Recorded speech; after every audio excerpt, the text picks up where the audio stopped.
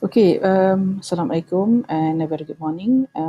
This video is to show you how to change the thumbnail here. So if you want to change the thumbnail here to something like an icon, just need to go to edit. I can click on here where it says click here to upload a new thumbnail.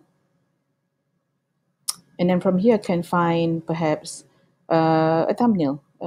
This is not really a thumbnail. This is not really a thumbnail file, but I'm just want to demonstrate to you that you can actually upload a thumbnail.